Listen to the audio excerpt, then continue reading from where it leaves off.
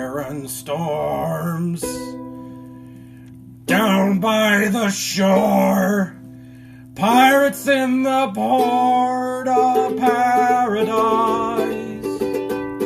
Hey, ruined mariners marinated, swinging one north with their heads and fingers sore. Viscera and gore in paradise. Pirates in the bay, taking what they may, yarn and gold aboard what decorates indoors, taking home decor. Please not a word more, it's the pirates of paradise!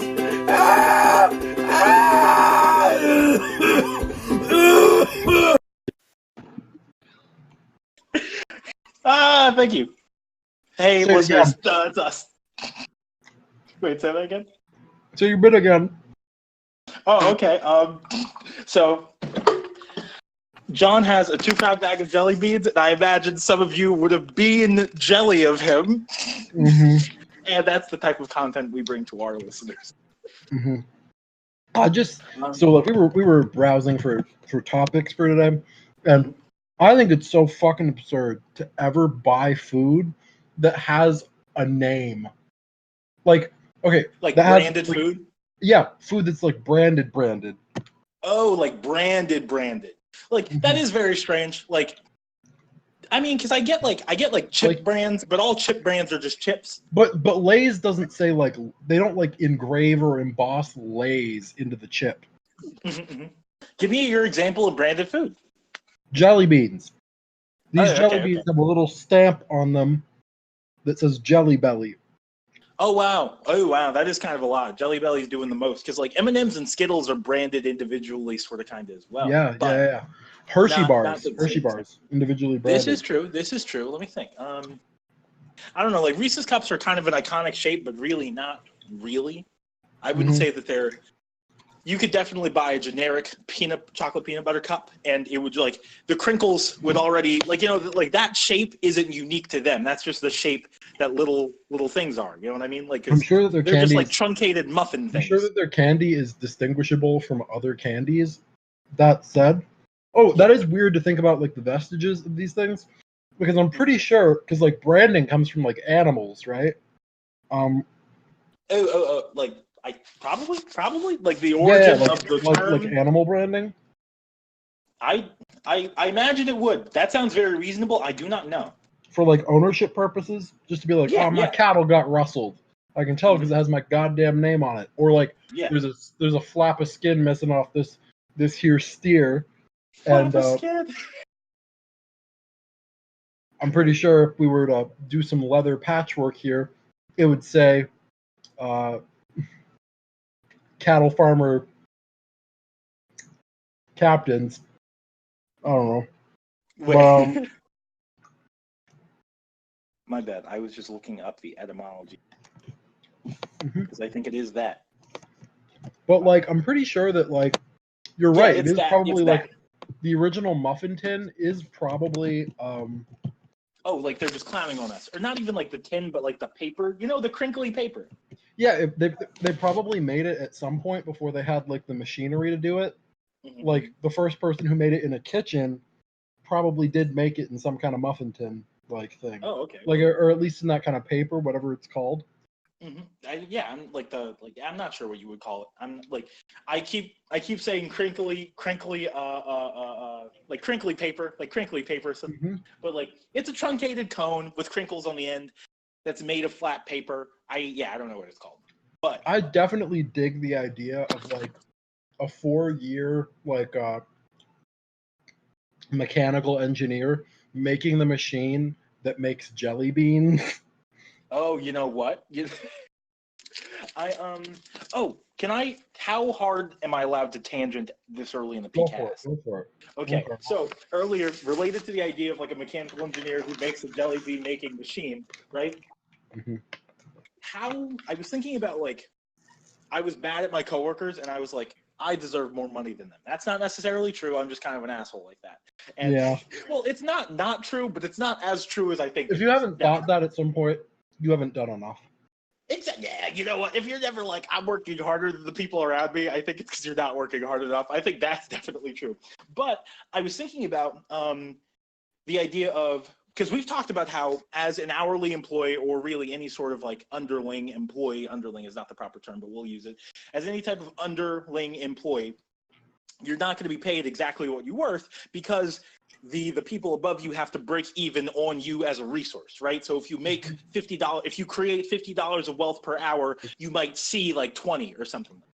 And there are ways to do that. There are ways to have employees more reasonably than other ways. So that's not what we'll quibble about at the moment. But I was thinking about, like, I feel like on an individual by individual basis, like I'm aware that like doing a position properly might create, like, on average, like I doubt most places have the stats, but like if you do your job properly, you might create $50 of wealth, right? But if you're doing your job in a way that creates $60 of wealth, you should see the increased percentage of your wealth production. You know what I mean? Like, I think you should see, I think the ideal situation is if individual employees saw a proper proportion of the wealth they create. Like, not like if you do the position in a way that creates the average amount of wealth, you'll receive that average amount of wealth, right? But if you do it better, you'll get paid more. If you do it worse, you'll get paid less. I don't know if we've talked about this exact concept. We probably have. Well, I get the idea behind it in that, like, most jobs hire employees with the assumption that they're not going to be good at the job for like a year. Yeah. And so they're basically taking into account that they're operating at a loss because that person's not trained fully until they are, which is weird. Yeah. And I think that I understand. I was thinking about that as well, because like, yeah, when you don't know anything, you're useless to them, or like you're worth $0 to them, like off the street, right? And so maybe there should be some kind of like probationary period where I think we have had this exact conversation on an episode of the podcast. Maybe. We definitely have. We really remember the one where we talked about being about your paper? Oh, yeah. Yeah, this is just that one. Yeah. Fuck. Oh, man. Fuck this tangent. We don't cover all the material on the podcast. Oh, man. Okay. Also, coconut as a flavor can go fuck itself. For the most part, I like it on like cakes and desserts, but I don't like coconut as a beverage. I don't like to drink coconut flavor. Yeah, me neither. Oh, especially like coconut booze, not a good idea. If you want to vomit, coconut booze does suck. It's not good.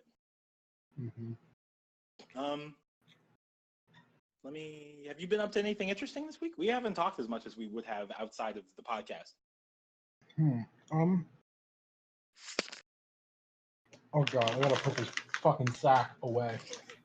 The main thing is I'm trying to eat it all right now, because if I don't, I probably will make the rational decision to like throw it out or something, but it also cost me 12 bones and I'm not happy about it. It was in an unmarked bag and I was like, I don't know. We'll see. Can't be that much. And then it was 12 bones? Oh, yeah. It is. Do you think that's worth it for well, it's not worth it for 2 pounds of jelly beans, but do you think that's a reasonable price for 2 pounds of jelly beans? Definitely not. Because how much? Because I'm trying to think. Like, I think that, like, you know how big like a gummy worm bag is? I feel like that quantity of any candy is worth like $2. And how many pounds of candy are in that bag? Like a quarter? It's like usually like I think 18 ounces. Oh, okay.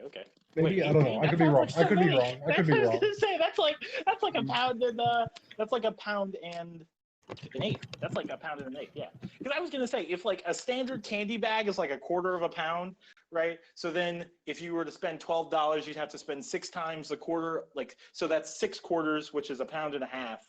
So I don't know. Either way, it's not worth it, because candy is just drugs, and drugs that mess up your teeth. Oh, for sure. Like, I can feel it grinding on my teeth. Also, the people who like sell gummy worms, like, you know, like the fat, like the novelty item gummy worms. Nah, not about it. Like the big ones. Those are really weird. No, like, what are you gonna do with that? You're gonna eat it? No, you're not. I think they appear in porn sometimes. Well, do they? No, they don't.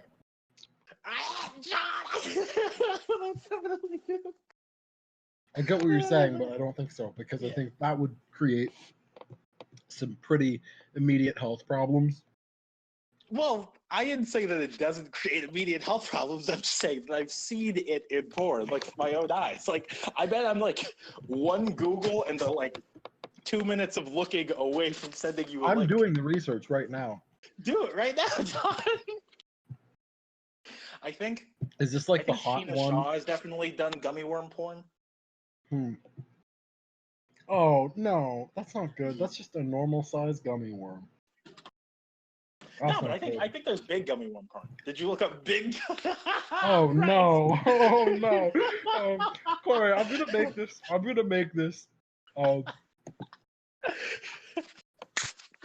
want to see what happens.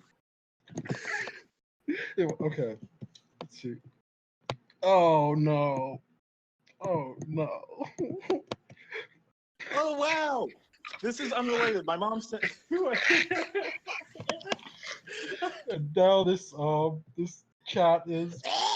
Really great. Really fucking great. It's that one. I think I saw that in the 50-50. Oh, okay. You're or right. like adjacent to personal porn ad use. Mm-hmm. But like. You're right. Yeah, I found the other one. Oh, right. Okay, good. Can I delete stuff from this chat? Yeah, I can. Oh, there we go.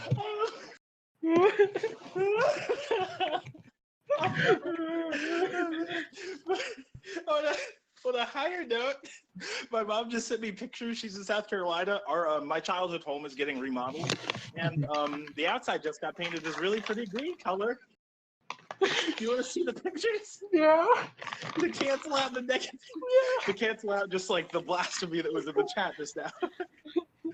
Oh man, give me 1 sec. Oh wait, no, I have to save pictures. Quar, you're a digital native. What are you doing?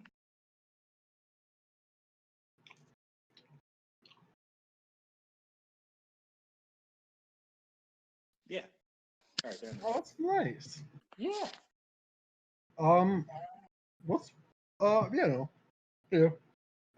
Is that like a before and after shot or like? Oh no, I think those are just different sides of the home. This is still, we are getting our deck rebuilt at the moment. Okay. Well, okay. Yeah. I was trying to figure out what was going on with that.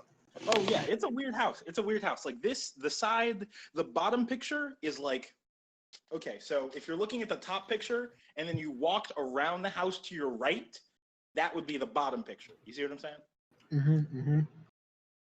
But yeah, it's a pretty dope home, personally speaking. And there are some very solid like aesthetic choices going into it. But it's good. Yeah, it's good to see it painted. Wait, say that again. I like the color a lot. Is that new? It's the paint is new. The paint is new. It was supposed to be done like a hot second ago, but my mom she's not living there. Wait, say that one more time. Not living there. Oh, well, she's not living there, and also like our contractor's kind of playing. Like, there's this one dude named I won't even mention his name on the podcast, but like, fuck this dude. Like, he's just being inconvenient, and like, because this home was supposed to be done like livable in like in the summer, like before August, but it's still not done because this dude is playing. And my mom, like, we've known this dude for like a long time, and she's trying not to like you know when you like she's in a position to like fuck him over legally, like, dude, you didn't do this work. Go to jail. But like she doesn't want to have to do that, and so she's trying to just like she's trying to be a real good person about someone inconveniencing us in a major way. Well, I think she's just trying to not inconvenience herself further financially, but like, yeah. This is true. I would say it's maybe like,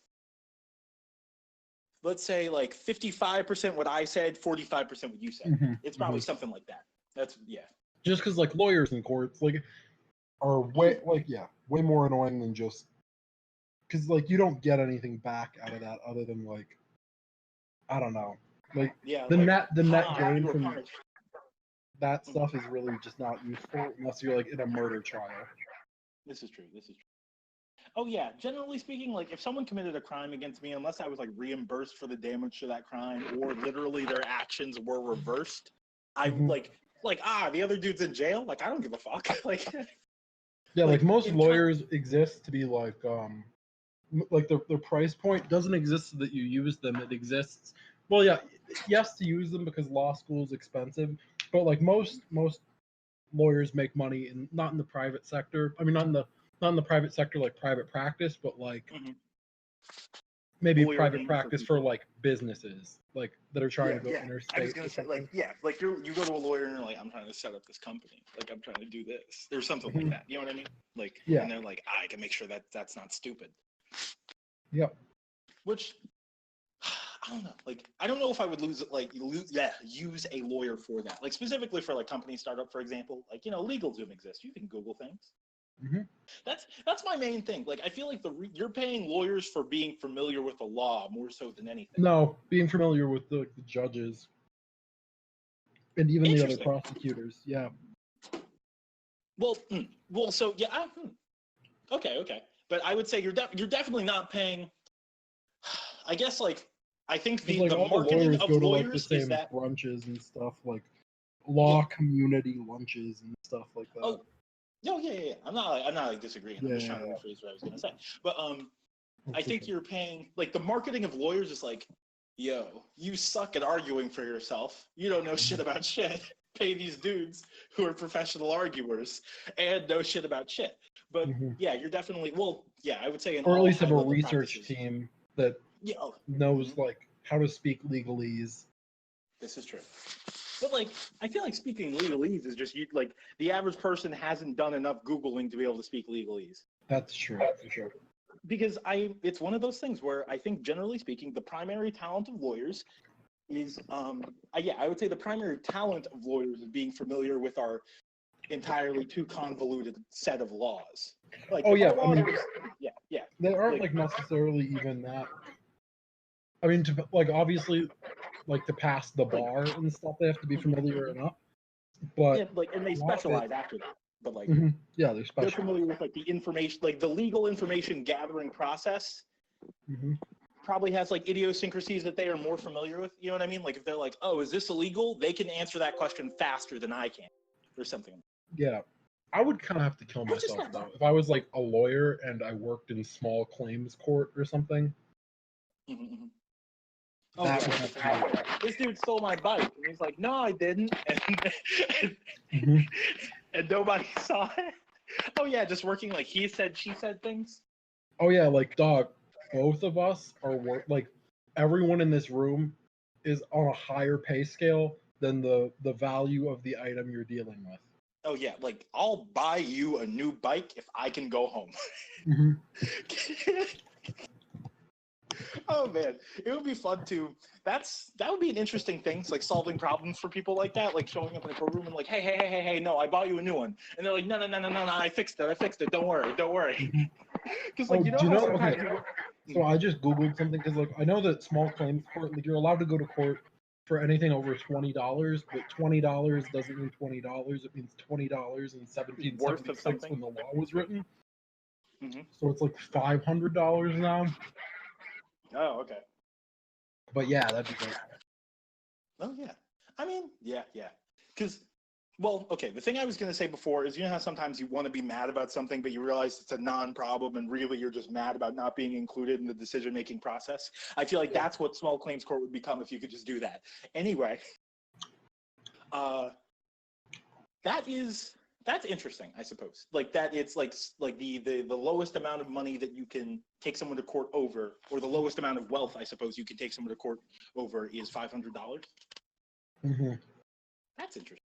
I mean, I think you could do it less if it was like in a contract, but I don't know because I was just thinking about that. Yeah. Because because I guess if you valued like your body at $0, like everybody else does, like corporations and like certain government bodies do, where they're like, your health's really not that important, like not enough to make it interesting. That would be an interesting claim to make. Okay. Oh, this actually ties back in a novel way to the conversation we had previously, right? Like the idea of, hold on, I'm going to step outside because I wanted to be on my balcony. Okay. The idea of so related to the unskilled labor thing we were talking about earlier, like being paid a proportion of the wealth you create, right? If you're like, I create this amount of wealth over time, right? And like my ability to create that wealth is directly related to my body as a physical thing, and I don't know. Because it's weird that the value of, like, it's weird to value the body at zero. Like, it makes sense, but it's weird. Mm-hmm. Like, I understand why you would, but it's strange. Mm-hmm. Currency is super weird. Like, Oh, yeah. just that it had to at some point be started from the ground up. Oh, yeah, and you have to convince someone to use your shit, like, or you have to get together and like, hey, what are we gonna like? Oh, establishing currency is very strange because I've been trying to think about like an equivalent unit for like for money, you know what I mean? Because like, you know, obviously like a certain number of dollars is equal to a certain number of pesos is equal to a certain number of euros. But like, what is money? And I was like, oh, it's like a time over time value, or something like that. It's like a compounded time value. Just because like you work, and typically work's quantified by time, so that'd be a number of hours, right? And so you like when people pay you at your job, it's them handing you back the amount of time you spent there, I suppose. So yeah, it's like a time over time value. Okay. So I'm trying to find out how exchange rates are created, because like between currencies. So like, yeah. Well, like, what's your thought related to them? Or are you just curious? Oh no, I was just trying to figure, because that was your thought, right? Like, yeah. Yeah, like how do you exchange them, or like maybe I don't remember if you said that or if I just sort of extrapolated that from what you were saying. Because at one point, I think in the U.S., every state had its own currency, and we had to nip that in the ass day one. We're like, oh no, you can't have your own currency. Yeah. I think that's probably, I don't know. I would be down with the idea, sort of, kinda, of a global currency, just because I feel like the reason you have to, well, I would say the reason that some money is worth more than other money, like a euro is worth more than a dollar, is worth more than a peso, is maybe related to, like, to the extent that, like, if I get paid, size, productive capacity, probably. Yeah. No, it's also, just like it's the worth of a person's power. hour, but scaled up. You know what I mean? Like, just like, the time of this country, sort of, kinda, is the time of the time of this country. Or no, here's how I want to say this. Within a given span of time, this country could produce more value than another country, therefore its money is worth more than another country's. I think that's probably the point I would put on that. Do you think that's accurate? Okay, so I was kind of right about some stuff. Oh, wow. Okay. What? So exchange rates are determined by inflation, interest rate, public debts, political stability and economic performance, terms of trade, and current account deficit. So yeah, it's a little interesting. I don't know. Oh, okay. That is. But like, obviously, like in the realpolitik sense, like if you kill like the government of a country in war, the political stability and economic performance sector is grossly outweighing account deficits, inflation, and interest rates. Oh yeah. I don't know, because I'm trying to put a good marker on, like, because is it how much any given country has their shit together? Like that's kind of it, but I don't think that's the right point to put on. Yeah, it's kind of it, but like not really, as far as I can tell. Yeah. Would you be down with the idea of a global currency? I don't know how feasible it is, so I would say no. Oh, okay. Well, I would say, okay, so at least not right now. I mean this, like, let's consider this idea like outside of feasibility, because, well, let me give you like my rationale first. It's just that I think that the dollar value of the time of, the monetary value of the time of individuals and like specific like smaller institutions, I think is easier to gauge than that of a country. So there might be, I don't know, less unnecessary variability in like in the value of things. You know what I mean? If there were if there was just money, you know what I mean? Like just money, like as opposed to dollars, et cetera, et cetera, et cetera. I'm not gonna I've been naming currencies too frequently. I keep going back to dollars, euros, and pesos. So we already do kind of have a world currency in that like the U.S. dollar is like the most primary unit for trade, like international trade. But I don't know. It's a little weird. I think it is a little weird to have like money that has that like that you need like 3,000 of something to buy something with. Oh yeah, because that doesn't make sense as like a unit. Like, or I think that's just it just from like a unit perspective, it doesn't really make sense. If everybody in the world can get like chip cards or something, or like Apple Pay sort of stuff becomes universal, then I think we will have a global currency. Yeah. In a very real sense. But I don't know how. I don't know. I think that actually because the shrinking the world shrinking capability of technology has kind of made like to the extent that like you can communicate with people from other nations. Like I could talk to someone who only speaks Chinese like relatively easily. Like they might not get everything that I'm saying, but I can use the tools I have as a result of technology to talk to them. And so I suppose you don't need the same currency to interact economically today, like at all. Like you really don't need it. Yeah. And so I think that it's kind of like the same like the universal language problem. It may be a good thing, but like again, I'm not like a serious economist, so I don't know what the impact was, like the real impact of having a universal federal currency was on the states. On like the states, yeah. Yeah. And I'm sure it negatively impacted certain states, like in that probably they had their own currency. It was like locationally based, and it was determined like by cultural values, like, oh, we only really need this amount of money to, or like we have exchange rates based on like keeping what do you call it, like that's another real thing. So I guess like the Fed tries to target interest rates and like keep interest rates at like 2.2%. I think it's like 2.2, between 2 and 2.5%. Yeah. Or like for like savings accounts and whatnot. Or like max. I don't think it applies to savings accounts. It might. I think those are usually more. I was gonna say I think that's where most of the interest rates for like savings accounts fall, like nowadays. But yeah. Yeah, but like interest rates on loans. Yeah. And that kind of stuff. But monetary fiscal policy is really strange, and I definitely don't get the sense that anybody knows what they're talking about, because it seems fucking absurd to be like, oh no, I just understand how the entire economy works. Like a real dollars and cents. Like I've seen the numbers. I got exposed to like some alien consciousness that whispered into my ear.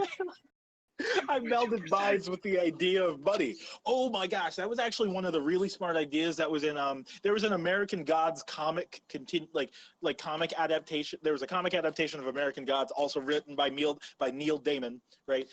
Neil Gaiman. One of the gods is like, there are traditional gods like Odin and like, the Christian god, et cetera, but like one of them is like television, right? The idea of television, that like a god television is anything. Bugged people out in the same way that like modern technology bugs people out, because before it was just TV, but now it's TV, laptops, and phones, and people are like, oh yeah. Oh no, I think it's a serious problem. Like let me finish this thought really quick. I forget how it functioned exactly, but one of the gods was money, and I thought I think that's a super duper interesting idea. Like the power of the idea of wealth, like the power of the idea of stored time. Anyway, say what you were going to say about screens and whatnot, like television, TV, laptops. Because mention that dream thing that dream thing. Oh no, like remember you told me that like people were yeah. I'm gonna Google it because I don't trust myself enough. Because I'm eating jelly bean, a jelly bean eating motherfucker doesn't have shit to say about shit. So okay, people. Oh, but while you're Googling it, I was just gonna say that I think that, I don't know, my primary problem with screens is just like lack of environmental awareness. Like they're like a visual homing beacon, and I don't necessarily like that. Like, I like the idea of like the ability to display information on shit that's not the shit you're talking about, right? Like, if you could be like, oh, that's a car, and get the idea of a car without needing a car, that's really dope, right? But I don't like the idea of people only looking certain places, just because like the environment's still chaotic. Like, we've got a lot of aspects of our environment on lock, but it's still a place. Like, the world is still a dangerous place that you should look out in. Oh, okay. So I didn't find the specific thing that I was referencing, which is probably good because it probably means so little bullshit. Like some weird alarmist people or like fippy dippy hippies. Oh, I do hate fippy dippy alarmists. Yeah, I hate those goddamn tree hugging fucking hippies. Ooh, I like this. It has a poem by Rudyard Kipling. So, "Tain't so bad by day 'cause of company, but night brings long strings of 40,000 million boots moving up and down again. There's no discharge in the war." I don't. It's Was that a Rudyard Kipling poem? Boots. Yeah, but I think he also from wrote. the, He wrote in the Law of the. Oh, say what were you going to say? Oh, I found something called the Tetris effect, or Tetris syndrome, which is when people devote so much time and attention to an activity that it begins to pattern their thoughts, mental images, and dreams. So, like, yeah. It basically comes from like the people who are playing Tetris all day, every day, and in the arcade, going into the real world and only thinking about shapes in that way. So, ooh, okay. Hypnagogic memory. Oh, okay, that's fun. Hypnagogic memory. What is that? Imagery, not imagery. Imagery. Oh, okay. So yeah. This is interesting. Just a rabbit hole of thought crimes. Oh, well, listeners, the original idea that John talked to me before, about before we were on the podcast, was that like people were having dreams that were bound in a rectangular frame, similar to that like of a phone screen or something like that, and whether or not the implication, like the cause of that would be like, and I think that the cause of that being like looking at cell phones, computers, rectangular screens over long periods of time. Which, like, because that sounds relatively plausible. Like, if all the things that you did happened within, like, on a screen, then there's no reason that, like, your brain would be like, oh, dude, all of the conflicts, all the dramas I'm going to create in this dude's head to solve future problems and understand concepts. Oh, they happen on a screen, bro. Like, that dude's environment's a screen. Oh, yeah, like dreaming about what you're going to post on your Instagram or some shit. Oh, you know what? That actually sounds terrifying. I'm so glad I've never had a dream like that. Yeah, me neither. I think I'd kill myself in the dream and never wake up in real life. Well, like I said to you before, I think I need to like throw one screen out of the window. Like, I need to get rid of one of them. But man, isn't a window like a screen, man? And then I would kill myself. That's the sound of me killing myself. Oh man, that's the sound of me ending my life. Just leaping from the highest height I can. But windows are kind of like screens. Definitely the ability to make transparent surfaces. One, crazy, right? Like revolutionary, right? Talk to me about this visual perception book. Oh, okay. So here's the idea. All right, so this is going to require a little explaining. I'm going to go inside because I need an object to look at to make sure that my explanation makes sense.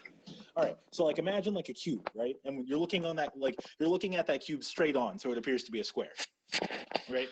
So if that cube were to start to like rotate in one direction, the face that you're looking at would begin to foreshorten as it turns away from you, right? And then the edge would follow over, and connected to that edge would be the side that you couldn't see before, right? And it would do the opposite of foreshortening as it becomes more and more visible. That makes sense? One more time. Okay. So, or I don't know. Actually, you pick an object. Like, give me like a simple object that you can easily imagine moving in 3D. Jelly bean. Okay, let's say you have a jelly bean, right? So a jelly bean is what Gibson referred to as like a detached object, in that it's got a continuous external surface, right? So imagine you're holding like a jelly bean at like arm's length, let's say, right? You can see like one side of the jelly bean, right? And the fact that you can see that one side implies that there's another side, right? Like you can see the near side, which is uncovered, and it implies a far side that's covered by the near side. Okay. Oh, yeah. And as you rotate it, right? Like the jelly bean is kind of smooth, so the edge isn't like as the edge that covers the hidden surface isn't as like defined as it would be on a cube, right? But as you rotate the jelly bean, right, the near side like foreshortens as it becomes less visible, and the far side becomes more and more visible until they exchange places. Okay, so that idea is essentially like Gibson refers to it as the law of reversible occlusion, right? The idea that there are surfaces that are covered and uncovered, right? And that they're called occluding edges. They're essentially like the edges of surfaces that cover other surfaces, right? The idea is that at these occluding edges. I'll Google it. Oh, say it. Oh, yeah, yeah. I was gonna say like occlusion. I've heard in the phrase ambient occlusion, but I had no idea what that meant. Like I just knew that it was like something with lighting, but I was interested in What's so like the dictionary definition of occlusion? Shading and rendering technique to calculate how exposed each point is, how exposed each point in the scene is to ambient lighting. So it's basically using like all the different, yeah, that's how light interacts with all the like foreshortening angles, 3D depth. Yeah. Oh, something but cool like so. Now hold on. Wait, all their buildings are 3D. Say that. All the buildings on Google Maps are 3D now. Oh, that's dope, actually. Yeah, I just heard about it in the land dynamics. Pretty dope. I'll take a look at it. But oh right, so this law of reversible occlusion, right? Basically, the idea that like from any given point in the environment, you can look around and see like the uncovered surfaces of objects, right? And then as you move around in the environment, certain surfaces will become more covered and certain surfaces will become less covered, right? So you can see hypothetically every surface in the environment if you move around in the environment enough, right? So on top of that, you're familiar with the concept of like orientation, like knowing where you are, right? Yeah. And so there's a lot of horseshit psychologically related to like understanding what it means to know where you are, right? Like the idea of like mental maps is sort of weird but exists in the zeitgeist, right? Gibson hates the idea of a mental map because one, a map having a map in your head implies that there's a dude looking at a map in your head, which is sort of like, I don't know, it's like a turtles all the way down situation. Like it's difficult to what am I trying to say? Justify. But the idea is that if you can, right, with the law of reversible occlusion, if you know that like there are surfaces that you can see, and by moving you can reveal and cover these surfaces, right?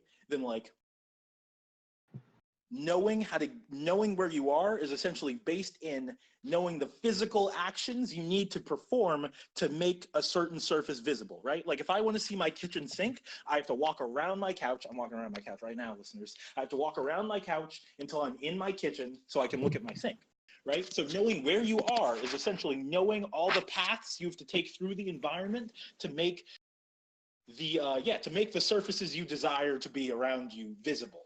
Right. And like the idea of orientation as just an awareness of a set of reversible physical actions makes way more sense than a mental map. Right. Like, oh, do I know where I am? Like, can I walk to what I need? Can I walk back from there to here? Yeah. Then I know where I am, which is super duper interesting just because that made so much sense to me. Right. Like, because a mental map is really a horseshit idea if you think about it for long enough. Like, one can picture I definitely don't think of, because you don't think of like when you see a map, it's usually contradictory, or like not contradictory, but like it's not what you were picturing. It's not how you imagine. Exactly. Like, but was this dude who was talking about visual perception? When was this book written? Oh, his name's James Gibson. I think this book was written in like the 60s. I'm not gonna lie to you. Oh, okay. All the texts he cites are like him and other like experimental like behavioral psychologists or something like that from the 60s. Like they're from like 59 to like 70. Say that again. I was gonna say we live in a simulation because no, we do because he was at Princeton and Princeton is like It's in is it in Jersey or is it in Pennsylvania? I can't quite tell. Princeton? I have no idea where Princeton is. Let me look it up. Because Princeton is like just a little bit north of Philly, like northeast of Philly, and I'm not quite sure. Princeton, New Jersey, New Jersey. Oh wow, okay. Wow, okay. Because I was just trying to figure out, like, do you think that there's a pipeline from like Princeton town into like the campus? No, you Like know, the- maybe. Well, it's a private university, so probably not. But that'd be kind of dope. Well, oh yeah. I mean, I'm sure like the public library is solid. This is true. This is true. But oh yeah, but like I agree. I very much agree with what you said. Like when I imagine getting to and from somewhere, it never looks like a dot moving on a map. Like it's always me moving my body to that place. Mm-hmm. And so yeah. And also like, because that's something he mentioned as well. The idea that like a map is useful if you're lost, right? Like a map is a bird's eye view of the environment, which is super duper helpful for figuring out the path you have to take through the environment to get to certain landmarks. However, like the artifact, like that's the word he uses. Like the artifact of a map is like one much newer than seeing organisms, and that seeing organisms have been around for a long time, right? And well, not like that long, relatively speaking, but still a long ass time. Actually, no. How long have seeing organisms been around? I don't know. Organisms started seeing. The eye has been around for a long time, but not in its current form. Oh no, and like there are like 3 different flavors of eyes. Like I want to say, yeah, like eyes have evolved independently a couple times, and I know that like certain species of box jellyfish, which are like very what am I trying to say? They're very close to like the original organism, sort of kind of like they're like very simple organisms, and they've got like eye spots, which are more like light detectors than eyes. But I would guess that like seeing has been around for like at least 2 billion years. Oh, that's the most like primal form of eye is like the light flap. Oh yeah. Just like a binary is light hitting the retina or not. Exactly. Like, is it dark or not? Is it dark right here or not? Yeah, like is a predator I don't know, I forget, like yeah, is there something in front of me? Yes or no? Yeah. Which direction is it moving? Like Okay. are things getting more dark or less? This is more dark or less. Like, is it hold on, I just saw Google said 550 million years, but like I'm not gonna lie, I don't like that might be for like the human, like the eye that involves a lens, like that changes shape, and the retina, maybe, but I don't believe that at all. Like that's like the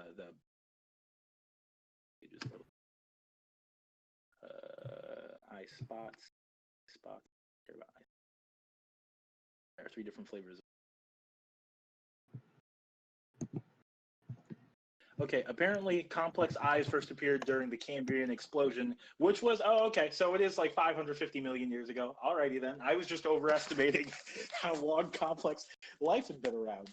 Mm-hmm. Or, well, more complex. Because I imagine the evolutionary timescale is kind of not like truncated, but like there was probably a long time between like the first quote unquote living organism, like the first pockets of primordial organisms, like from there to like trilobites was probably like a long time. You know what I mean? Like having to go from 0 to like the current level of biodiversity probably happened faster as we near the present. How fucking insane is it, the idea that you could make a discovery? Because like, I mean, I think we're in an era now where it's hard to determine. I mean, at least in the US and like in sort of urban areas, it's definitely most of your experiences or maybe not identical, but pretty goddamn similar to most people, most other places. Like, what do? You sit around on your phone, go to work or school, like some shit like that. Oh, for the most part, yeah. And there are like different flavors of that. Yeah. Have we had the conversation about fast food places and how territories look the same? Oh yeah, and I was just thinking about that. Like I was looking. Oh wait, was that an episode of the podcast? Did I just fucking forget it? Maybe, I don't know. I don't know if I don't know. It was a good conversation anyway. They all kind of blend together. But, I was looking at Princeton. And I was like, oh fuck, they have a Sunoco and like a whole bunch of like the same shit. I'm looking Yeah. at Baltimore right now. Let's see, what do they have? What do they have in Baltimore? I haven't been to Baltimore, but I've hung out at Johns Hopkins for a long time. Okay, they have CVS and Bank of America, PNC, Yeah. Dollar General, They just have normal shit.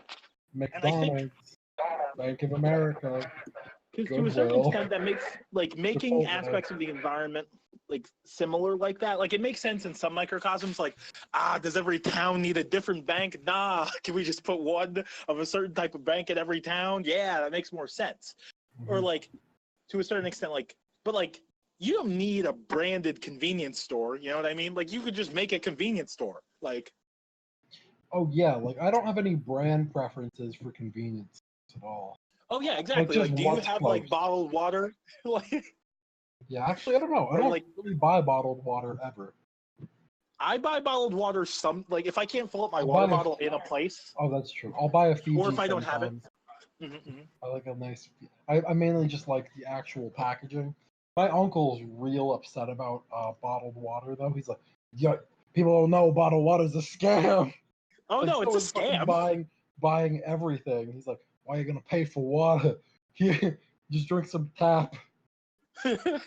Oh no, it's definitely a scam. But I think the my like thirst sub personality is real powerful. Like Oh, me too. and like in a deceptive sort of way. Like I'll get like I need to not be thirsty in order to operate in all other ways. And so sometimes I'm like, oh, Quar, hey, we better get some fucking water. I'm gonna jump into the street. Oh no, I have a really bad drinking problem in that sense. Like, I'm like, "Oh, dog, we need to have some water in this mouth right now." Yeah, dude, you Fucking hot something dehydrated. cold. Hot something cold.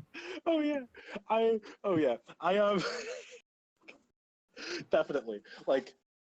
So that's why I'll buy bottled water sometimes. Like if I'm like, damn, I'm so thirsty. Like I'll become more thirsty on my way to the water. Like I was at jujitsu without a water bottle, and I was like really thirsty. I walked like maybe like 10 minutes to buy water. And I think jujitsu might have water.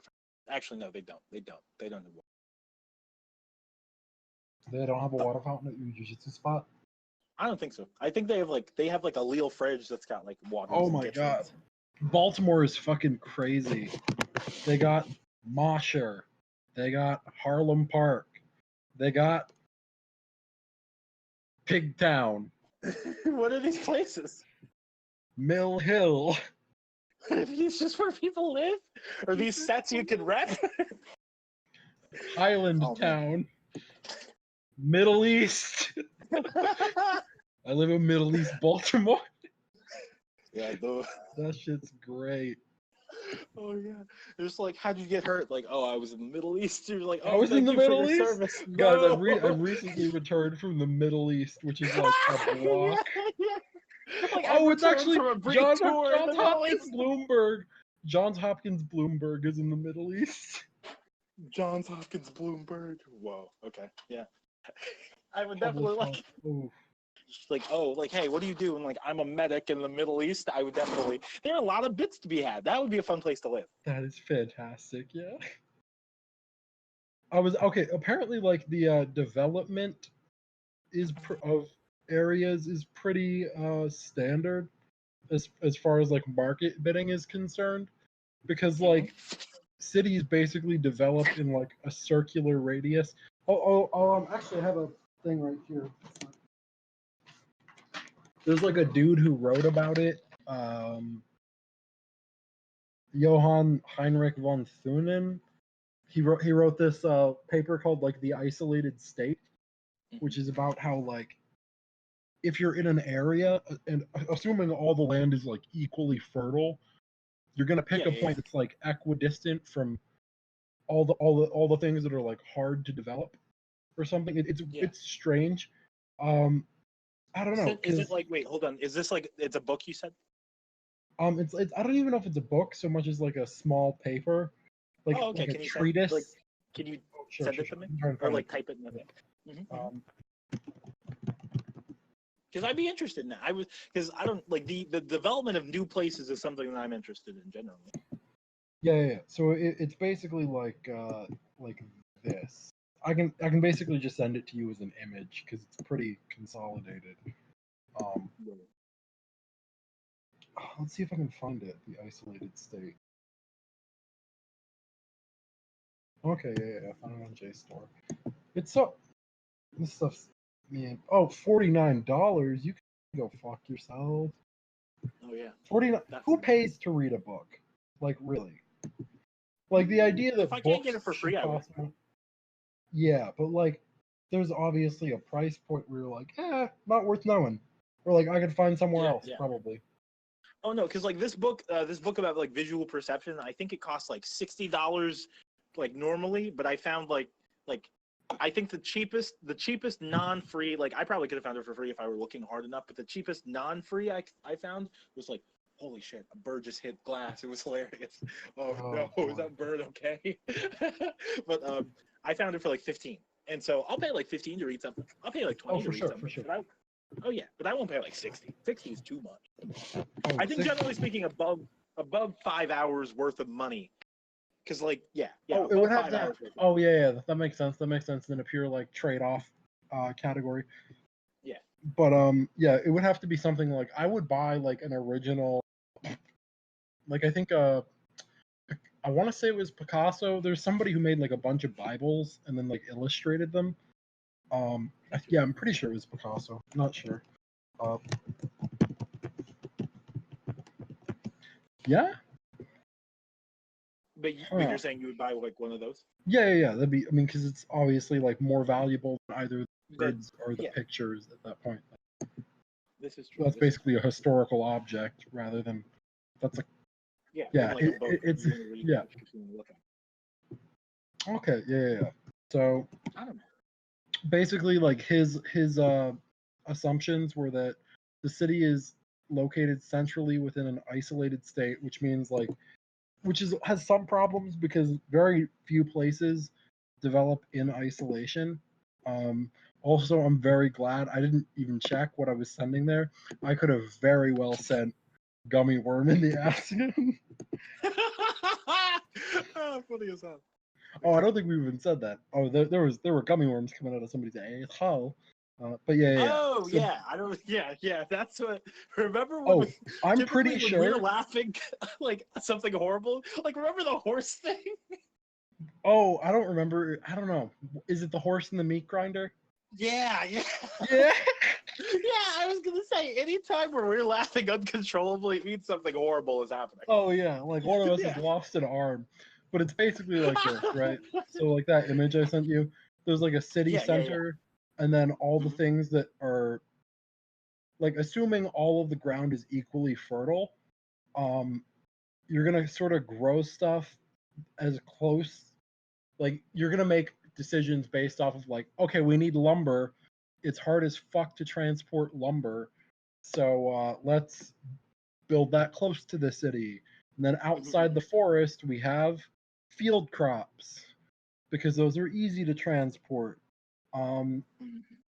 Obviously, this changes with technology, and sort of there's a problem with it because like the rate of technology grows so much faster than people's like house preferences do. Like, because most people live in the same house for maybe not their entire life, but like I would say like most people don't like to move around like state to state. Time, at least for the purposes of like child rearing. Like I feel Oh, like typically people stay put. Yeah, unless you're For a like crazy 20 years. person. I feel like when you buy a house, if you're not trying to flip that house, you'll like outside of like external pressures, you'll probably stay in that house for like 20 years, something. Yeah, does that sound reasonable to you? Like on average, that's what I would say. Yeah, assuming like external factors are not involved. Yeah, for sure. Like you don't get like a new job, like death of a loved one or something. Like everyone stays alive, your relationship. Oh yeah. But like in a hypothetical ideal family where everyone stays alive, there's no like economic fluctuation, and you have a child to rear. Let's say, I feel like you would probably stay in the house for at least the length of time it would take to rear a child, / like recover from the rearing of a child. But I feel like hold on, what's his name again? I don't want to. Let me fuck up this dude's name really quick. I have to go back to the chat so I can look at it. Von Thunen. Yeah. Oh, Johann Heinrich von Thun. Union. Oh yeah, my bad. It's just I was trying to look at like his name in the link, and in the link it's got a bunch of percentage signs. Yeah. Oh yeah. Von Thunen. Might Yeah, be yeah, yeah. part now. But I feel like his model of the formation of cities is probably more accurate to like the primordial cities, like the first ones. That's probably how they did it. See, here's the thing. It's still how we do it. Oh well, like I would say that it's probably. I mean that it would fit their formation of cities more accurately, just because I feel like the Oh yeah, for sure. the bias factors affecting modern humans are probably stronger than those. Like, because I think if you're just like, oh, there are a bunch of us and we're not trying to move around all the time, what can we like domesticate plants and animals to our own ends? Let's just stay here for fucking ever, right? I feel like those cats who formed the first cities were probably. It's a dude on a motorcycle. Yeah. Fuck that dude on that motorcycle. Just kidding. I hope he's having a fine day. But I feel like those dudes forming the first cities were probably doing very closely to this, but we're doing like a sort of kind of modified version of this on like a case by case basis, you know? Well, you mentioned earlier how technology sort of collapses space. Yeah, that's true, but it expands land usage. So like as it becomes easier to travel from point A to point B, the distance between the 2 points gets bigger because it's easier to travel the same distance. Where you're like, oh, I could travel for 30 minutes before, so now I'm going to travel for 30 minutes now, but like, but that's 4 times as far or something like that. Yeah. But I can get like 80 acres of land rather than like 2. Yeah. So do you think that we're doing like within that like that bullseye looking model? Well, ladies and gentlemen, the model looks like a bullseye. Or hear me out. A target.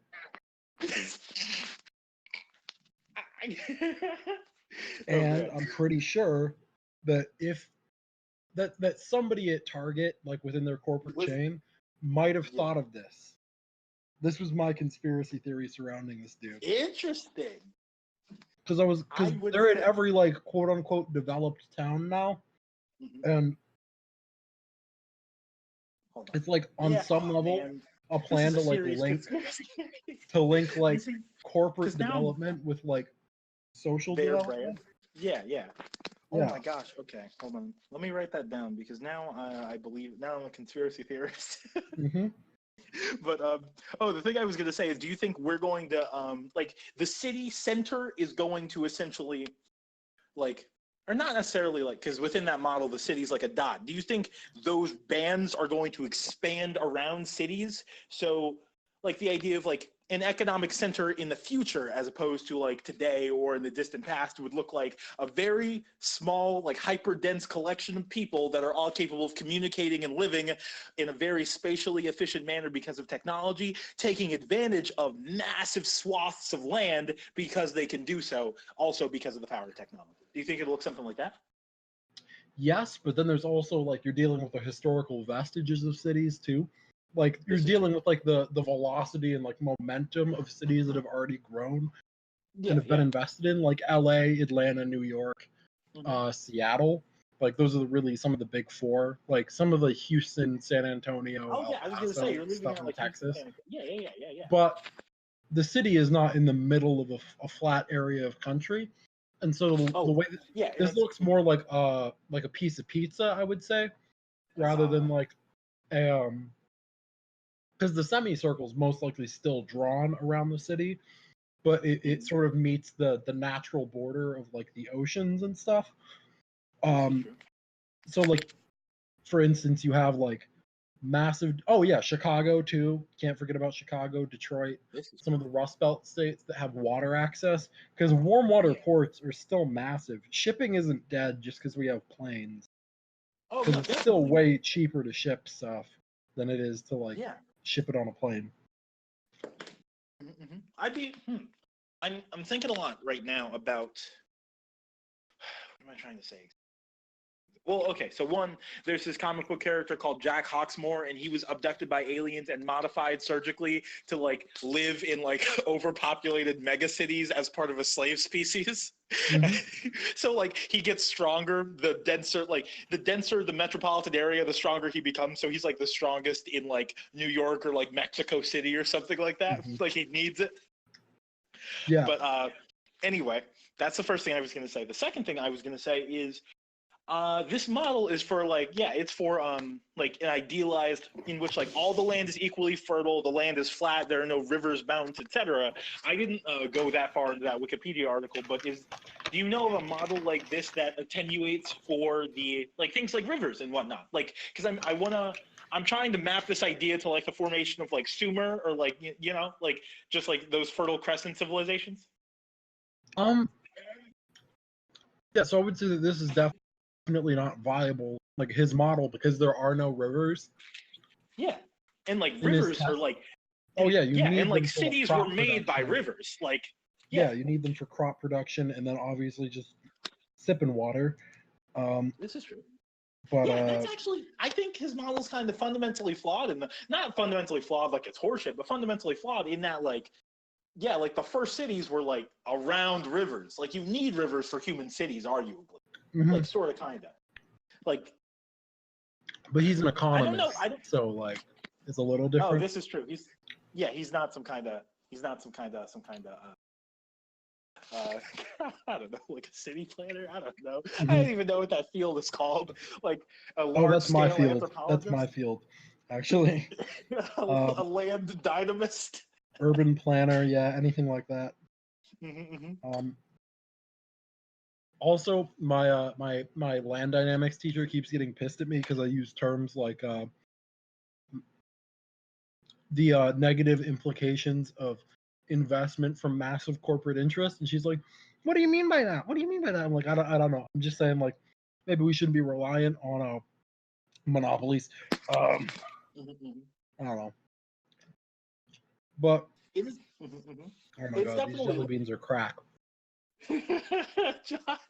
They've cracked me. I'm over them. I can feel them. My teeth hurt. My bones, they ache. Listeners, John's hooked. Listeners, if you've ever seen Requiem for a Dream, the scene. This is Requiem for a Bean, yeah. That's the title of this fucking episode. Christ. Requiem for a Bean. Oh man, if I were trying to think about like this fucking economist, I would say let's end it. No. Requiem for a Bean. Okay, I did want to talk a little bit about like, I don't know how much you've been keeping up to date on like the Hong Kong protests and some of the Chinese backlash and stuff. Oh, okay. Literally just watched like the first 3 episodes of South Park this season. It'll kind of get you up to date. But basically, there are these protests in Hong Kong because China's sort of trying to integrate Hong Kong as part of like its state as a whole. And the U.S. foreign policy for the longest time was like, China's our ally. They fought with us in World War II. They support like U.S. oil interests abroad, but we should oh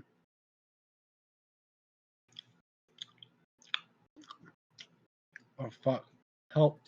No, but we should. That makes you uncomfortable. Yeah. I'm eating purple, pink, and yellow right now. No, but basically, like, there was some kind of protester. I mean, obviously, all kinds of protesters. It's been going on for like 3 months because Hong Kong is like, no. We're going to be like Taiwan. We're not going to integrate. Like, we're not going to lose sovereignty to China. We're not going to integrate. We're not going to be part of like the forced labor camps, the detention centers, the forced sterilization of like Uyghur Muslims, like any of that stuff. We don't want to be a part of that. They're like, yeah, we're good with just like drinking Coke and like buying homes. We're cool with that. Yeah, like we like to vape like real American citizens. And China's like just banning like a lot of U.S. companies and stuff if they don't, if anybody within them supports I mean, the problem is internationalism because like Disney isn't even like a U.S. company at this point because it's an international company, and most movies it makes need to be able to sell to a Chinese market to like cover the massive amount of, well, not even massive amount of costs because they don't really spend that much money on their employees, but to like keep Disney's profits soaring.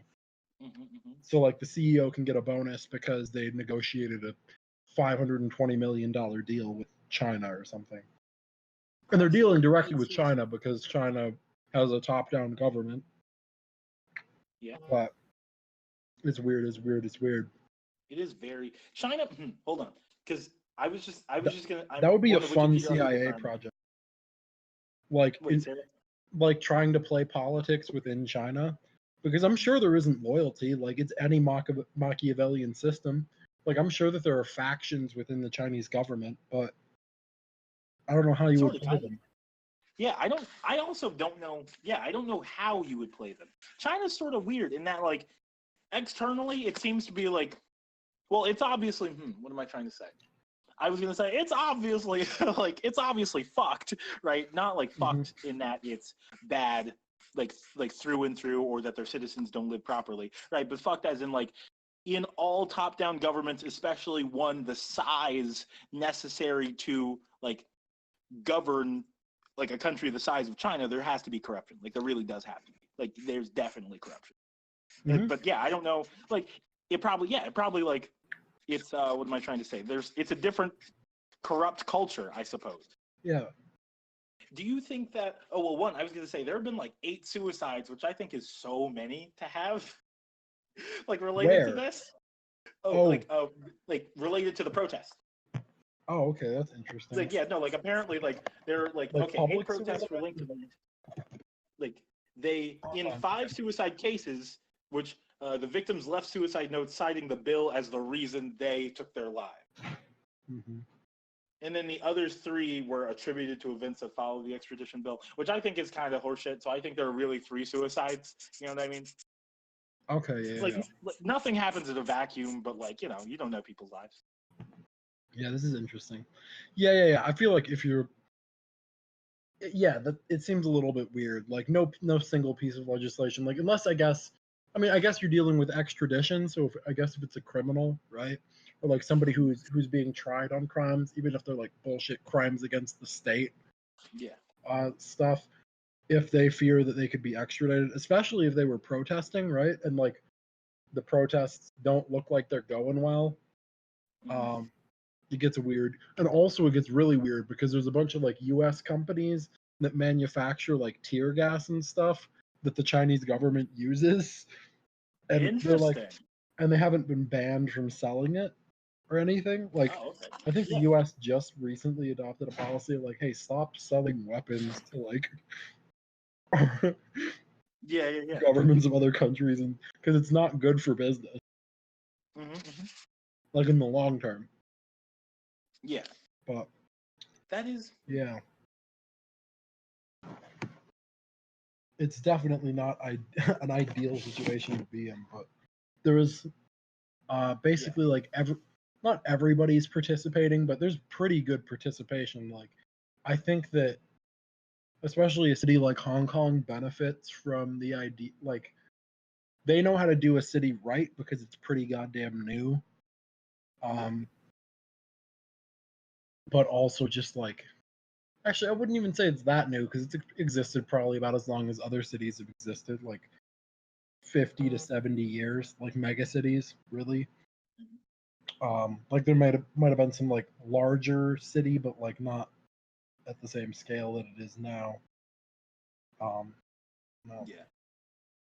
But like South Korea, Hong Kong, they do protests well.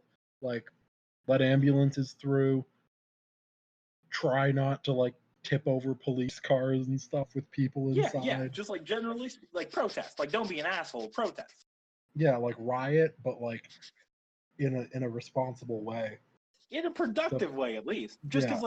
like for things like that, like not flipping police vehicles and like letting emergency vehicles through, like that's not. Yeah, I would say it's not even not rioting. It's just rioting productively. Because like it doesn't help anybody. It literally only hurts people if the ambulances don't get through. Yeah. And they understand that like China's just waiting for a reason to crack down on them with like the military instead of just the police. And Oh so like yeah. if any of the protesters die from like the protesters, Mm-hmm. it's kind of a wrap. Oh yeah. So like definitely they need to protest responsibly. It's very impressive to protest responsibly at the scales that these are occurring in. Yeah, like some MLK shit, right? Like he's kind of a cult leader, but like a good cult.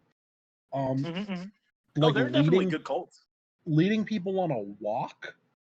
Like, excuse me, try to get people to walk from like Pittsburgh to DC now. Oh You yeah. can go fuck yourself. And I think even Oh then, yeah, most people probably didn't walk with him the entire way. But they like, just walked for like a while, and they were like, "Ah, dude, my foot's bleeding." And he or was like like, "I get it." I got like a job and kids. Yeah, just like So I can't like walk out of the I'll city. walk. Like, Yeah, like I'll walk in. Oh yeah. You don't want to go outside of yeah, the like city. I Like gotta at work in the 250. morning. I can't. Yeah, like I'll walk as far as I can walk back and still be here tonight. You know what I mean? Yeah. Actually, I don't know. Depending on what the cause for, like I would definitely walk states for my own cause. Oh yeah, it would have to be a good cause. But the It cause, really yeah, would. yeah, Like, yeah. but I I was gonna say something about the Chinese government. Oh, it's very odd in that it seems like it's like a Banned half. in China. Well, so wait, say that one more time. Oh, you said something about the Chinese government. You're banned now. I'm banned, right? I was just gonna say it's like kind of a meritocracy, which I think they would agree with in broad terms. Because like the extent of my knowledge about the Chinese government comes from merit class, which means it sucks. But Mm-hmm. having I don't know, having like It's generally not really speaking, a having like meritocracy though. Like it, I would imagine it functions in much the same way where you have like, familial connections or something, especially like from the top. Like if you have a high-ranking uncle or something who's like a top general in their military, you're probably going anywhere you want. I mean, you I have to have the mean grades for it, but like, exactly. Like to the extent that like you can still I mean, like knowing people, like nepotism is very real, and I imagine it exists in all the places in which people know each other, right? But it mhm. seems like in just like, and like I said, based on my super duper superficial understanding of the Chinese government, that it has like less of an effect, not necessarily because people are less like nepotistic, if that's a word, but because people are good at a higher frequency. Like, oh, you're this dude's nephew. Oh, you made the grade. Word, like you're guaranteed to get in, as opposed to the dude who made the grade but wasn't the nephew. Oh Like yeah. you still have someone who can do the job. Like I'm not saying it's I a don't even know if meritocracy. that's the case, but like, Yeah, just I because don't know if it's that's hard to tell, not just. I mean, I have a cousin who's actually like working in China right now. I forget what she's doing, but like, she's doing some sort of like education. she's teaching kids how to vape. Oh, I'm sure from I don't know. Kentucky, so I'm sure that that's part of it. But like, yeah, I don't like that. Uh, also, like, there's because there's been like the suppression of a lot of religion and stuff in China for the longest time. They're sort of picking it up again now, and I know a lot of people, like a lot of my family is really into the idea of like going to China to like convert people and make them into missionaries and shit Oh wow, that and sounds create like a exhausting. worldwide unified church. And that's not That nah. sounds like something that will end the world. That sounds Yeah, like no, a bunch of communism. people with like higher ideals about how the world. Yeah, you're gonna have like a one world Christian government. Fuck that. Yeah, no, like Like, there's actually a comic I was just reading about. Like it's called Little Bird. mhm. I think they're like probably 4 issues out by now. I've only read the first one, but like the United States is run by a dude wearing like a priestly collar, right? And it's like and it essentially is like a worldwide religious uh, like uh, uh oh, fascist government. There we go. Like a worldwide religious fascist government, which does sound sort of kind of exhausting. Yeah. Oh yeah, but generally speaking, like I'm not huge on the concept of being like a religious missionary or a missionary generally. Like I'll go somewhere and help, but call me a helper or something, you know? Hmm. Like I think missionaries are just kind of soured after the whole. Oh yeah, like I would be all for like agricultural extension work. Mhm. Like if And you like, need me to build a school, dig a ditch, etc., but I'm not gonna like push my philosophy on cats. Well, I mean, you're gonna at push your least. philosophy on cats for sure. Oh no, yeah, but not in like. I don't want to go there to do that. I want to go Yeah, there yeah, to you like. gotta have a Yeah, real reason. exactly. Because like You gotta come with because the like I heat. think. Mhm. Say what you're saying. You gotta come with the heat, as it were.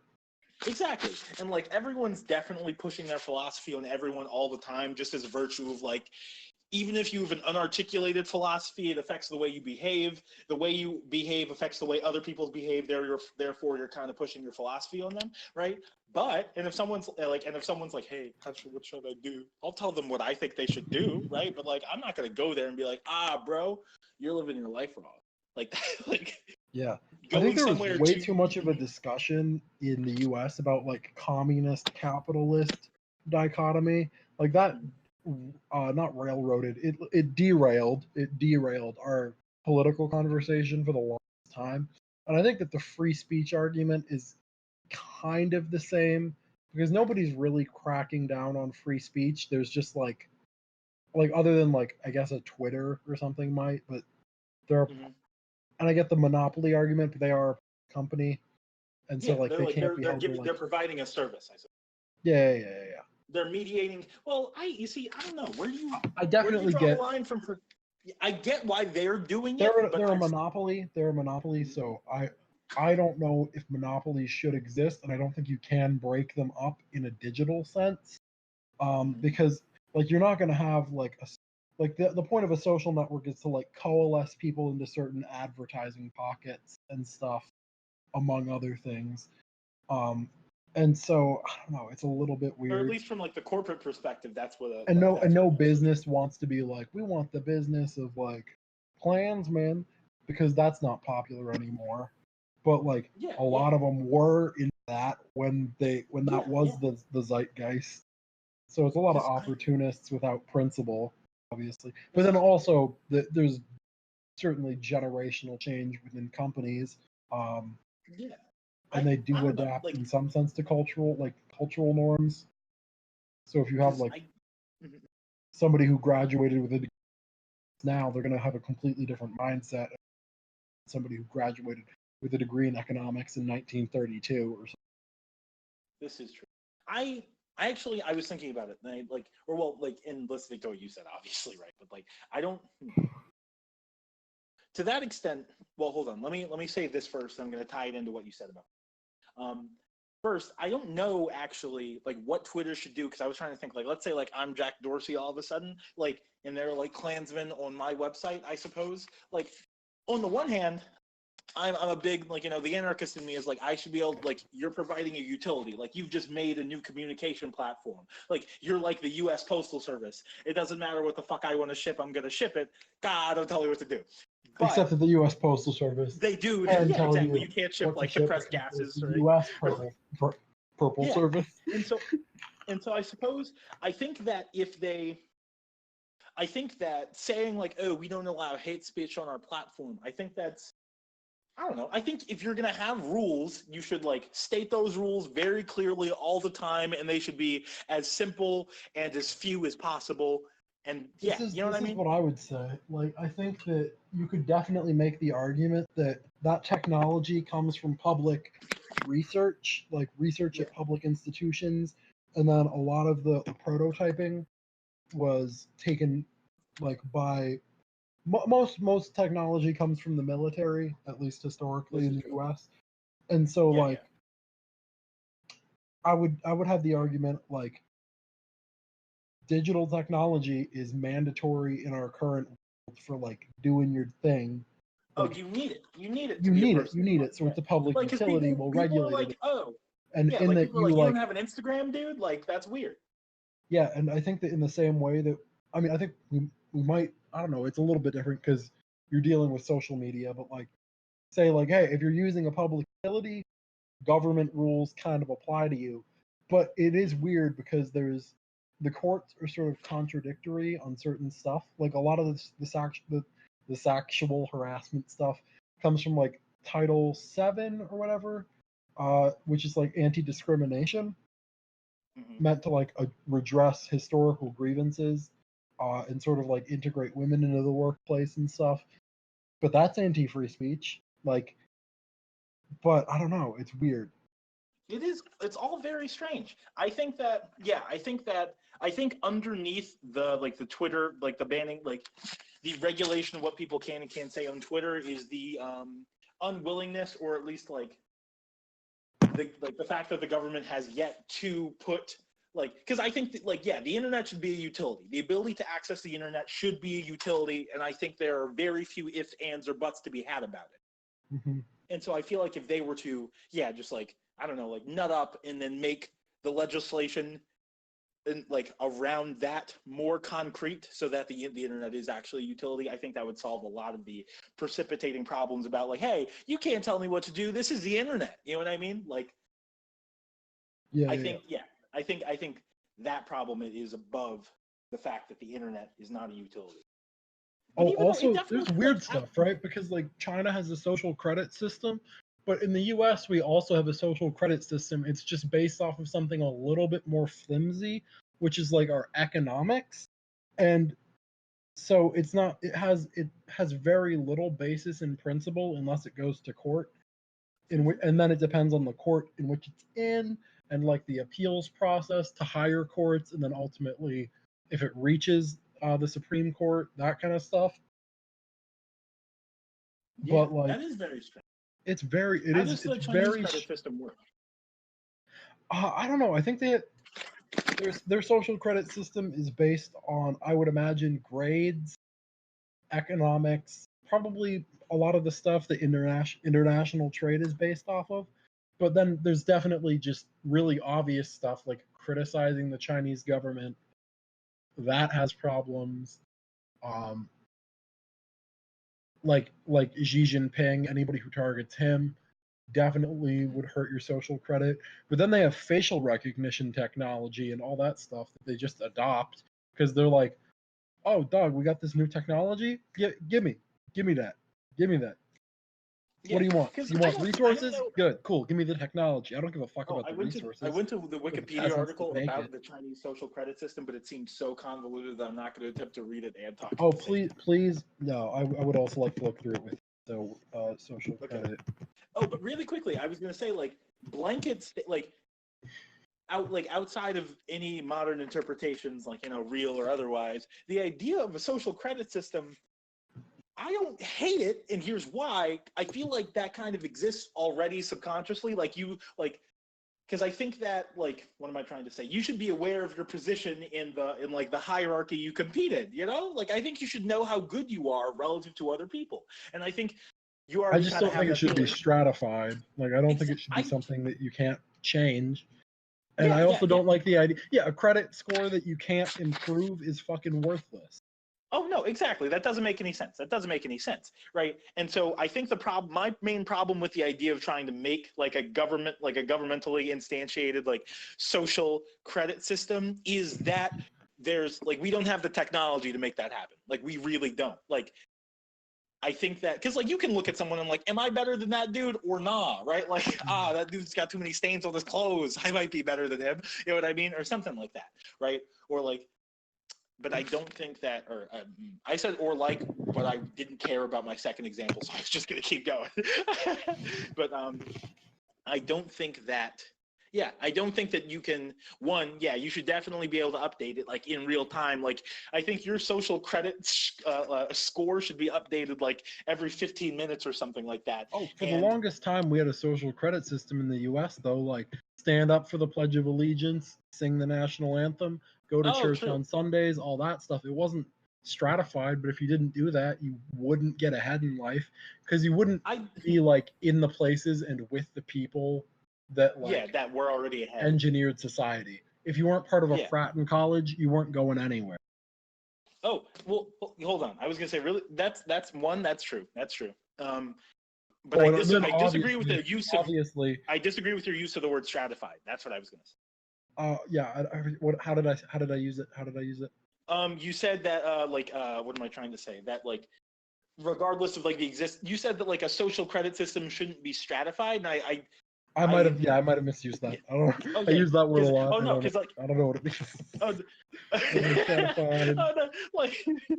Sorry. Stratified is like a tiered system. Yeah, is a tiered system. Like, yeah, so it is by definition like, stratified. It is by definition stratified. Oh, yeah, that's what I was gonna say. Yeah, I meant like solidified. Like it shouldn't be. Be concrete. Yeah.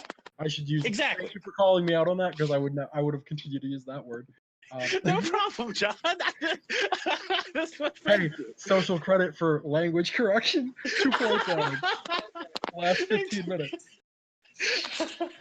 No, but like because hear me out. Like if I could somehow, you know how I've talked to you about the idea of like about like a federalized certification system, so that if you know how to do something, you can get a sheet of paper that says you know how to do it, right? I like the idea of like some form of system that's like, oh, how good is this dude? I can fucking look it up. Oh, he's always on time for work and he says hi to babies. Oh, this is probably a pretty okay dude. I bet I could talk to him or some shit like that. But generally speaking, you can eyeball most of those things. So yeah, people who have a low social credit scores can't purchase domestic flights. What? Yeah. Like you just can't go other places? And I don't know how I don't know how their money works if it's a communist system. Because clearly some people have more money than other people in China. But I don't know how they do that. I mean, I feel like I don't know much about the Chinese economic system, but like the little I do know, I would call it maybe more like a faux communism. Just because like I feel like what am I trying to say? If there is stratified wealth, they're definitely some form of capitalistic system. They might just have like a very constrained market as opposed to like a free one, or like a more constrained market than ours, let's say, but they still have like, what am I trying to say? In the social credit system, it has a section on the U.S. So, yeah.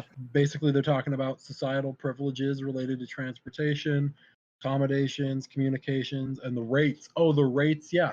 Basically, how to get access to certain services, you need to be able to have like down payments to get a better rate. So, like, if you put out a massive down payment on a house, then you're gonna have like a lower annual percentage rate that you pay on that, which means you pay less for the house overall.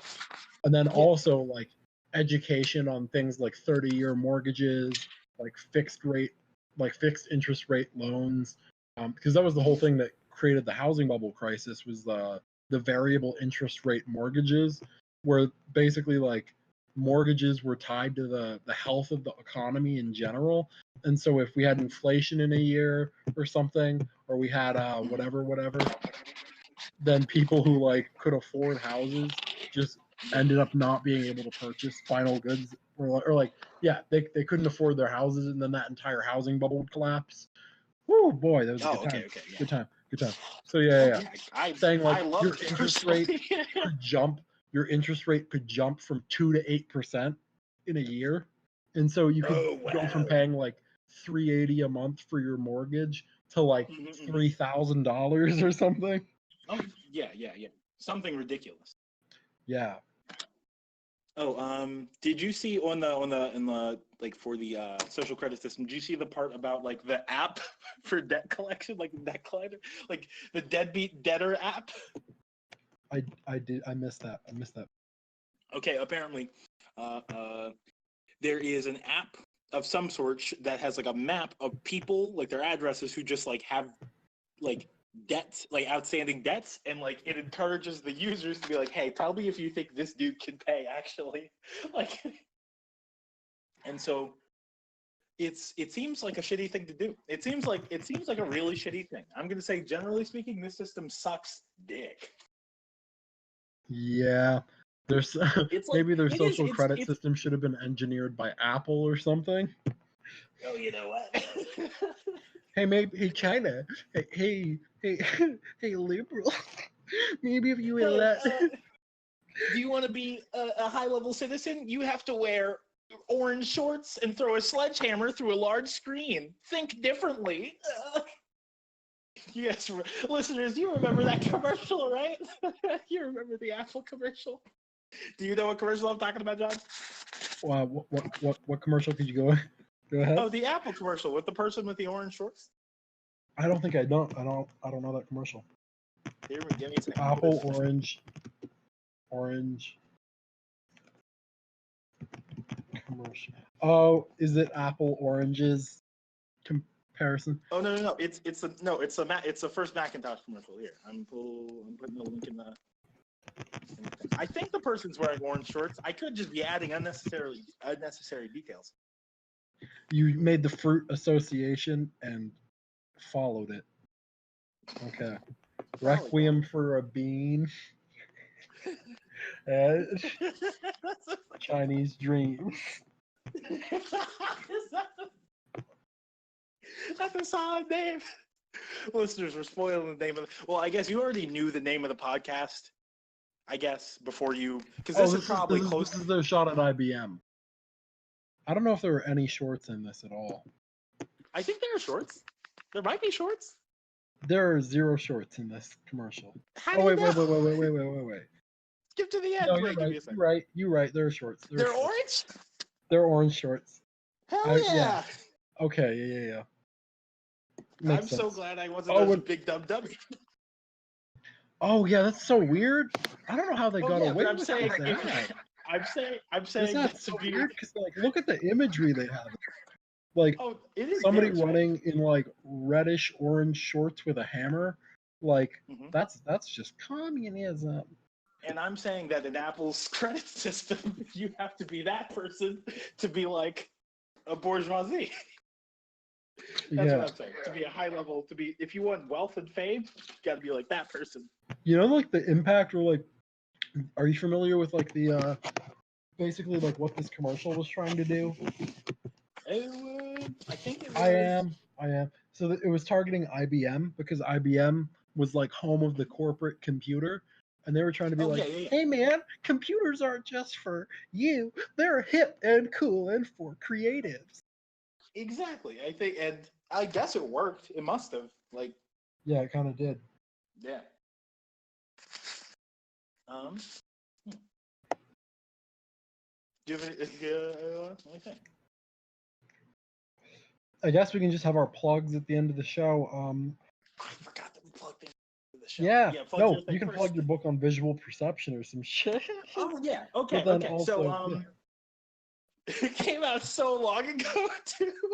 Help him with the book sales if he's still alive. If you're in the listeners, if you're in the market for a book about visual perception, it's called An Ecological Approach to Visual Perception by James Gibson. It's definitely a book that I would recommend. If you want a PDF, I'll send it to you because I paid like $15 for this PDF.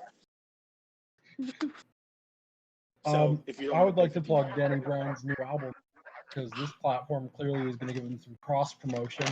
But it's I think you know what I'm saying. You know what I mean? Some shit like that. You know what I'm saying? Okay. It's pretty goddamn good. I remember you mentioning it to me. I still haven't heard it yet. Yeah, it's pretty fucking great. Can you recommend a song from it? Oh, the one with JPEG Mafia. The one with JPEG Run the Jewels is pretty good. I think Negro Spiritual, fucking great. Savage Nomad, fantastic. Heard. Theme song, good hook. Word. All right. I've got after work yesterday, I twisted up a bomber just because I was like, maybe I'll get rid of the rest of my weed, but I didn't. And so I'll do that and this album at the same time. Sounds like a good time. Yeah. Peace. All right, Ben. listeners, thank you. Ben, period.